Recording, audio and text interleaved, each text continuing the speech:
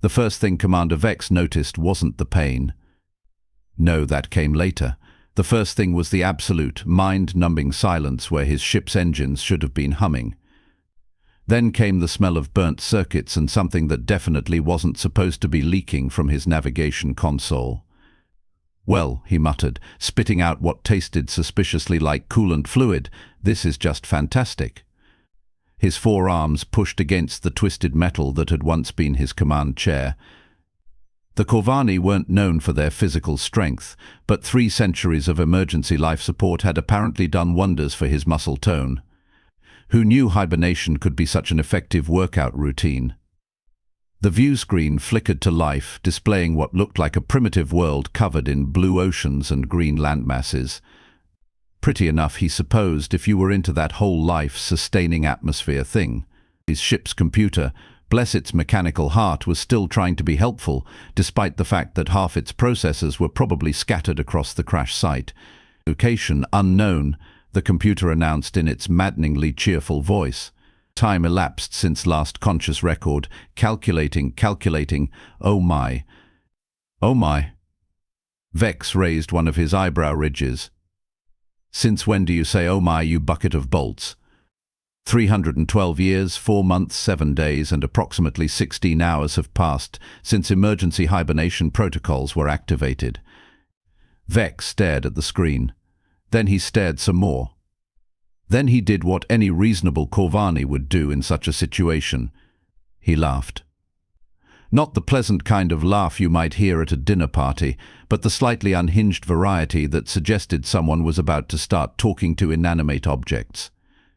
300 years, he wheezed, wiping tears from his compound eyes. "Oh, this is rich. The war's probably over. The Hegemony's probably dissolved. And here I am, the universe's most overslept soldier." The computer, clearly programmed by someone with a sense of humor, chose that moment to pipe up again. "Commander, I am detecting multiple energy signatures approaching our position.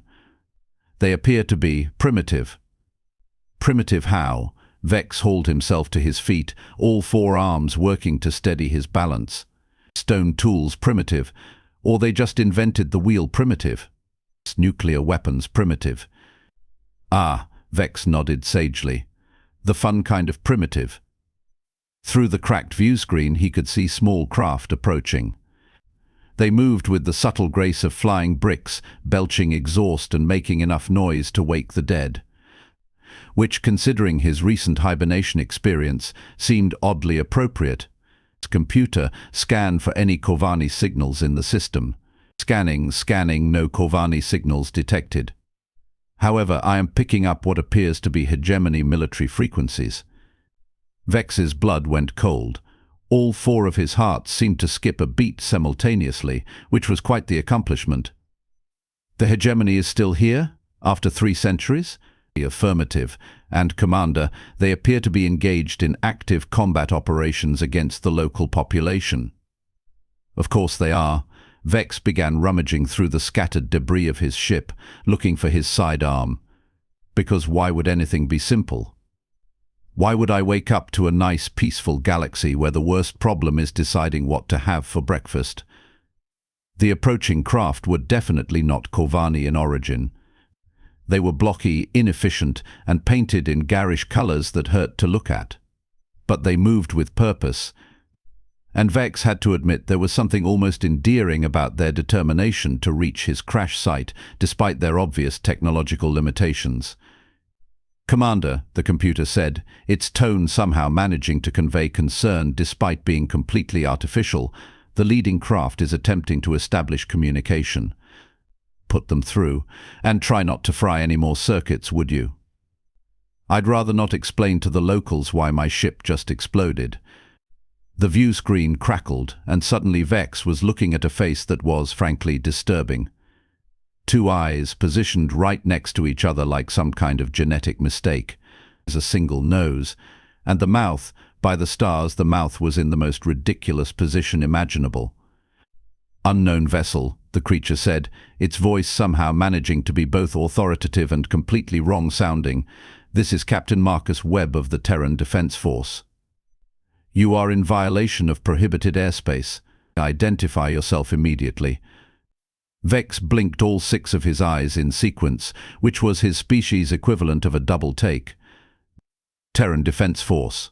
What in the 7 hells is a Terran? I am Captain Webb, and I asked you to identify yourself. Right. Forgive me, Captain Webb, was it? I'm Commander Vex of the Corvani Expeditionary Fleet. And I have to ask, what exactly are you defending against? The human's face, because that's what these creatures called themselves according to his ship's translation matrix, shifted into what Vex assumed was supposed to be a suspicious expression. It mostly just looked like indigestion. The Hegemony occupation forces, Webb said flatly. We've been fighting them for the past 50 years. 50 years? Vex's mandibles clicked together in what his species considered laughter. Oh, you poor, brave, stupid creatures. 50 years against the Hegemony, and you're still here. We're still here, Webb confirmed, his voice carrying a note of pride that was either inspiring or completely insane. And we're not going anywhere. Vex looked around his destroyed ship, at the primitive but determined craft surrounding him, and at the readouts showing massive Hegemony fleet movements in the outer system.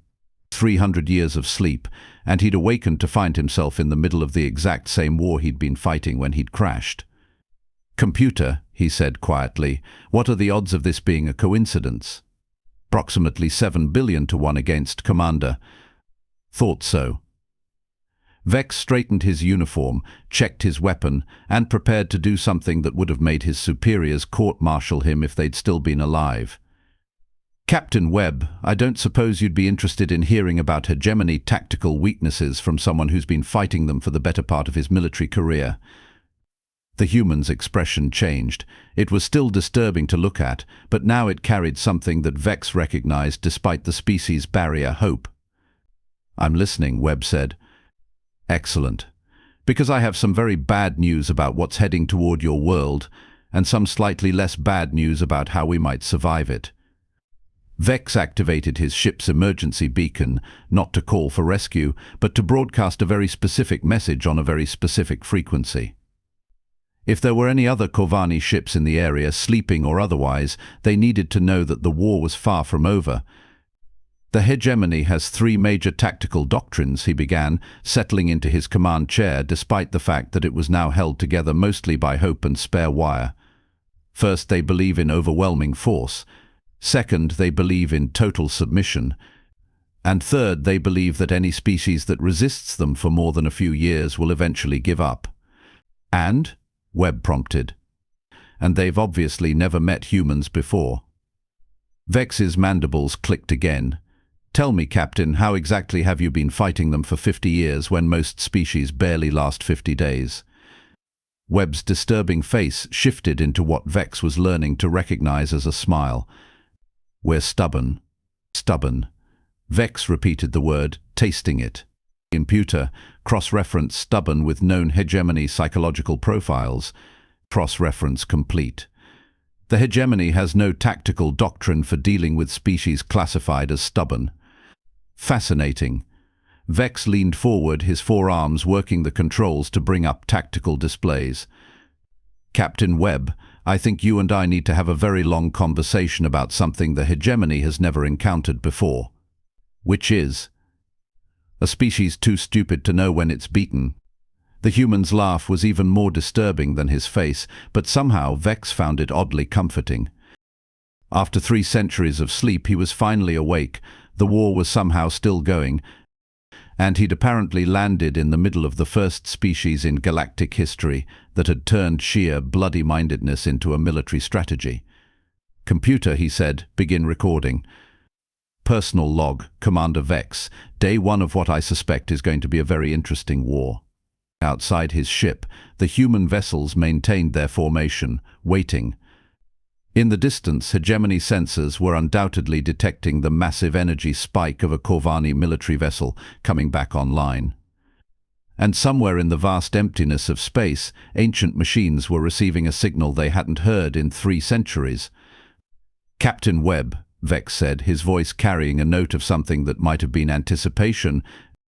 I think it's time you learned exactly what the Hegemony has been so afraid of finding out here. The war, it seemed, was about to begin all over again. But this time the Hegemony was going to face something they'd never encountered before, a species that had been fighting them for 50 years and still thought they could win. Vex settled back in his patched-together command chair and smiled. 300 years of sleep, and he'd awakened to find the most interesting war in galactic history. Computer, how long until the Hegemony fleet arrives? Approximately 72 hours, Commander. Perfect. That should give us just enough time to turn this primitive world into the biggest surprise the Hegemony has ever received. The human vessels began moving, forming an escort formation around his crippled ship. Vex watched them maneuver with their clumsy, inefficient grace and found himself looking forward to the next 3 days more than he'd looked forward to anything in centuries. After all, he'd spent 300 years sleeping. It was time to wake up and remind the galaxy exactly why the Corvani had been such a problem for the Hegemony in the first place. The war was beginning again, and this time they had humans on their side. 71 hours and counting. Vex stood in what used to be the command center of Lunar Station, now hastily converted into a war room that looked like it had been decorated by someone with severe anger management issues. Human technology was scattered everywhere, mixed with salvaged Corvani equipment that his ship's computer had somehow managed to replicate using local materials. "Let me get this straight," Admiral Kane said, her two-eyed face scrunched up in what Vex had learned was concentration.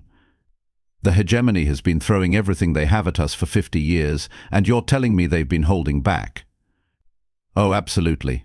Vex manipulated the holographic display with all 4 arms, showing fleet movements that would have made a Corvani tactical instructor weep with joy. "What you've been fighting is basically their janitorial staff. The real military is about to show up, and they're not happy about having to clean up what they consider a minor pest control problem." Captain Webb, who had somehow managed to get even more disturbing looking in the past 3 days, leaned forward. "How minor are we talking here?" "Well," Vex said, his mandibles clicking in what humans were learning to recognize as amusement, according to their files. Earth was classified as a routine pacification exercise that should have taken approximately 6 weeks. You've been holding out for 50 years. They've had to reclassify you as a moderate inconvenience. Moderate inconvenience? Kane's voice carried a note of offense. "We've destroyed half their occupation fleet." "Yes, and they're very annoyed about that." Vex pulled up another display showing the approaching Hegemony armada. So annoyed, in fact, that they've decided to send the 4th Battle Fleet to, and I quote, "sterilize this embarrassing oversight." The room fell silent. Even the computer systems seemed to hold their breath, which was impressive considering they didn't actually breathe. "How long do we have?" Webb asked quietly. "It's approximately 47 minutes until their advanced scouts arrive. 2 hours until their main fleet enters the system. And about 4 hours until they start turning your planet into a very large, very expensive piece of space debris." Kane stood up, her ridiculous bipedal form somehow managing to look determined despite its obvious design flaws. "Then we fight." "With what?" Vex gestured at the tactical display. "You have, let me see, 17 functional warships, 43 patrol boats, and what appears to be a civilian transport that someone has welded missiles to. They have 436 ships of the line, each one capable of reducing your entire fleet to component atoms." "So what do you suggest?" Webb asked. "Surrender?" Vex's compound eyes sparkled with something that might have been anticipation. "Oh, absolutely not. I suggest we do something the Hegemony has never encountered before. Which is, we cheat." The next hour was a blur of activity that would have impressed a Corvani logistics officer. Humans, Vex had discovered, were absolutely terrifying when they put their minds to something. They didn't just work harder when facing impossible odds, they worked smarter. And occasionally they worked in ways that completely defied all known laws of physics and common sense. Computer, Vex said, watching a human engineer somehow manage to interface his ship's quantum processors with what appeared to be a primitive fusion reactor. Remind me never to underestimate a species that can make this kind of technological incompatibility actually work, noted Commander. Also, I should mention that what they're doing should theoretically cause a cascade failure that would destroy half the station. And yet it appears to be working perfectly. Through the observation deck, Vex could see the first Hegemony scouts dropping out of hyperspace. They moved with the lazy confidence of apex predators who had never encountered anything that could seriously threaten them. Their ships were sleek, efficient, and absolutely bristling with weapons that could crack planets. Phase 1, Vex announced over the comm system. Let them get comfortable. The human fleet, all 17 functional warships, promptly did exactly what any reasonable military force would do when facing overwhelming odds. They ran away, not strategically withdrew, not conducted a fighting retreat, but turned around and fled at maximum speed toward the outer system. Commander, Kane's voice crackled over the comm. I hope you know what you're doing. Absolutely not, Vex replied cheerfully. But I know what they're going to do, and that's almost as good. The Hegemony scouts predictably gave chase. After 50 years of dealing with human hit-and-run tactics, they'd learned to pursue aggressively rather than let their enemies escape to fight another day.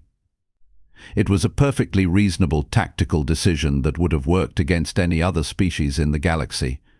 Computer, are the humans in position? All civilian evacuation ships are now in hyperspace. Defense platforms are powered down and running silent. And Commander, the humans have completed their modifications. Excellent. Phase 2. What happened next would have been impossible to believe if Vex hadn't been watching it through his ship's sensors. The fleeing human fleet suddenly turned around and charged straight at the pursuing Hegemony scouts. Not in formation, not with any kind of tactical coordination, but in what appeared to be a completely suicidal frontal assault. The Hegemony ships, caught off guard by this sudden shift from retreat to attack, did what any reasonable military force would do. They opened fire with everything they had, which was exactly what Vex had been counting on. His computer now would be good. Every piece of salvaged Corvani technology on Lunar Station activated simultaneously. 300 years of accumulated power, carefully stored and maintained by emergency systems, and discharged into a weapon that hadn't been used since the height of the Corvani Hegemony War. The quantum disruption field hit the Hegemony scouts like a sledgehammer made of physics. Their shields collapsed, their weapons powered down, and their engines went dark. For approximately 30 seconds, the most advanced military force in the galaxy was reduced to flying in perfectly straight lines while human ships swarmed around them like angry insects. That, Vex said with satisfaction, is how you fight a superior enemy. You don't try to outgun them, you make their guns stop working. The human fleet made short work of the disabled scouts, but Vex knew the easy part was over. The main Hegemony fleet had undoubtedly detected the quantum disruption and would be adjusting their approach accordingly. Phase 3, he announced. Time to show them what happens when they make humans angry. The Hegemony 4th Battle Fleet dropped out of hyperspace in perfect formation, their shields at maximum and their weapons already charging.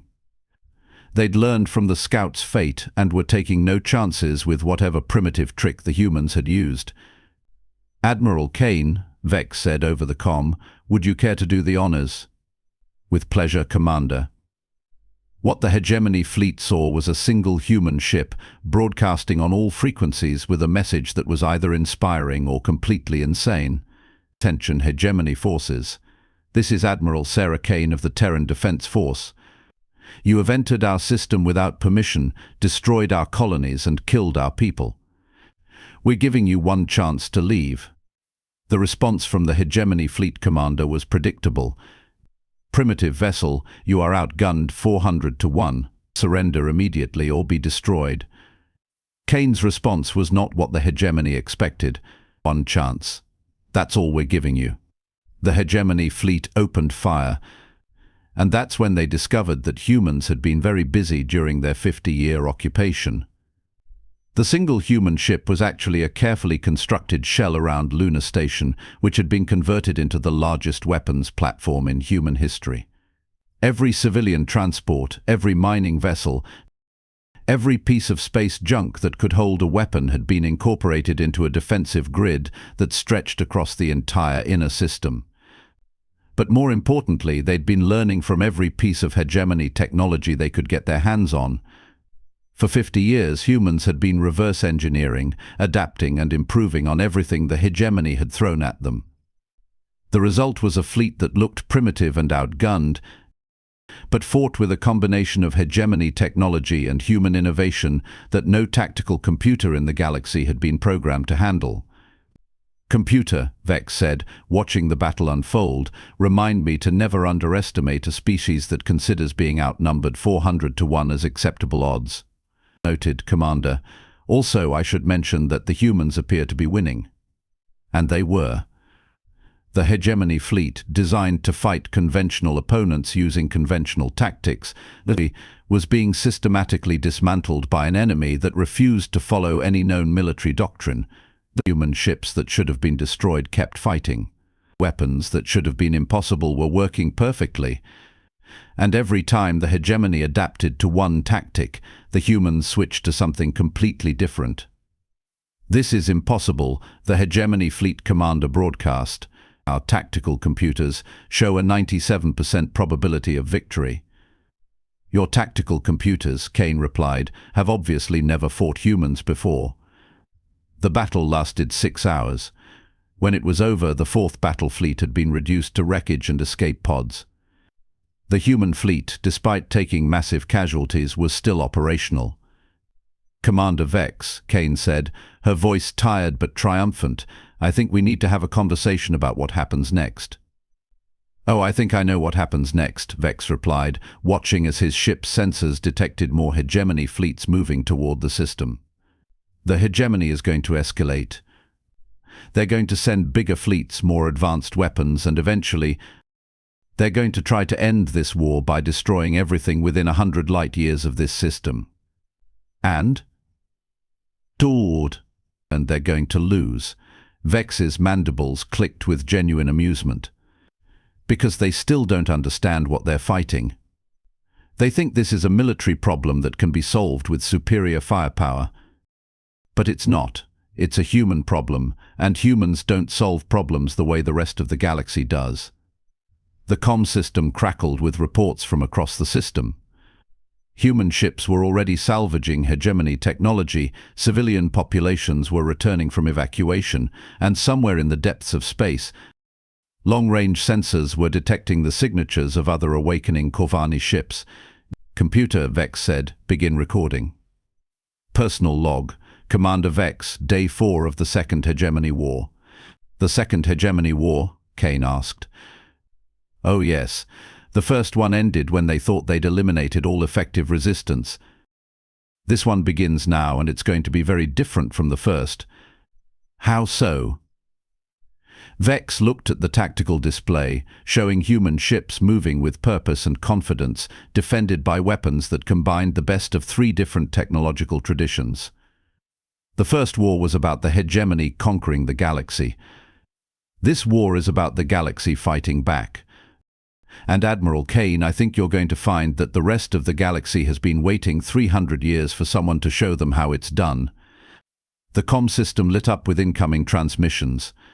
From the outer colonies, from distant systems, from places that had been under hegemony rule for centuries. The message was spreading, carried by the quantum disruption field that had reached far beyond the local system. The humans had won. Against impossible odds, using impossible tactics, they had defeated the hegemony's best fleet. And suddenly the galaxy was paying attention. "Computer," Vex said, "I think it's time to send a message of our own." "To whom, Commander?" "To every Corvani ship, every resistance cell, every species that's been hiding in the shadows for the past 3 centuries. Tell them the war is starting again, and this time we have allies. The message went out on frequencies that hadn't been used in 300 years, carrying a simple announcement that would change the balance of power in the galaxy forever. The humans were ready to fight, and they were very, very good at it. Outside his ship, Vex could see human engineers already working on improvements to their fleet, that incorporating hegemony technology with the casual efficiency of a species that had turned adaptation into an art form. 300 years of sleep, and he'd awakened to find the most interesting war in galactic history. The hegemony thought they were dealing with a minor rebellion on a primitive world. They were about to learn that they were facing something much worse, a species that had turned warfare into a science and had just received 3 centuries worth of motivation to perfect it. The war was beginning again, and this time the galaxy had humans on its side. By the stars, this was going to be fun.